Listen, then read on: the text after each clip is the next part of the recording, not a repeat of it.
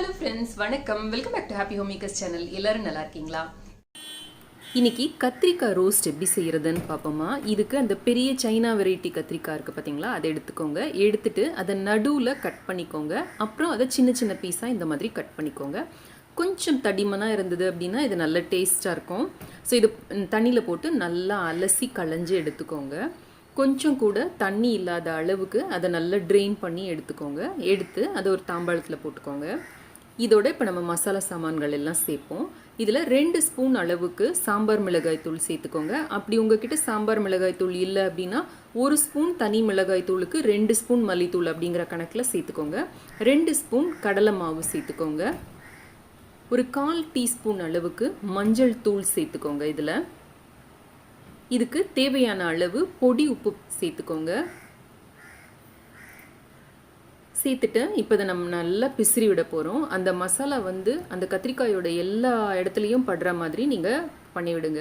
இதில் நம்ம உப்பு சேர்த்துருக்கிறதுனால அந்த கத்திரிக்காய்க்குள்ளே இருக்கிற தண்ணி எல்லாம் கொஞ்சம் நேரத்தில் இது இன்னும் கொஞ்சம் நல்லா தண்ணியாகி இன்னும் நல்லா கூட்டாயிடும். ஸோ இதில் எக்ஸ்ட்ரா தண்ணி சேர்க்காதீங்க. ஒரு 10 நிமிஷம் அதை நல்லா ஊற வச்சுட்டு ஒரு தோசை கல் எடுத்து அதில் கொஞ்சமாக எண்ணெய் விட்டு அதில் இந்த மாதிரி வைங்க. கம்மி எண்ணெயிலே நமக்கு ரொம்ப நல்லா ரோஸ்ட் பண்ண முடியும் இந்த மாதிரி மெத்தடில். இது ரொம்ப நாள் முன்னாடி எடுத்த வீடியோ அப்படிங்கிறதுனால நான்ஸ்டிக் யூஸ் பண்ணியிருக்கேன்னா இதை இந்த மாதிரி பரப்பி வச்சுக்கோங்க. பரப்பி வச்சுட்டு கொஞ்சம் நேரம் கழித்து திருப்பி போடுங்க. கொஞ்சம் நல்ல ஒரு டேபிள் ஸ்பூன்லேருந்து 2 டேபிள் ஸ்பூன் அளவுக்கு எண்ணெய் விட்டீங்க அப்படின்னா நல்லா முறுமுறுன்னு கிறிஸ்பாக வரும்.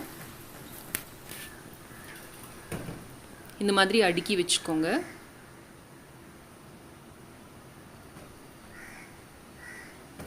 இரும்பு தோசைக்கல்ல பண்ணோம்னா இன்னுமே நல்லா கிறிஸ்பாக நல்லா வரும்.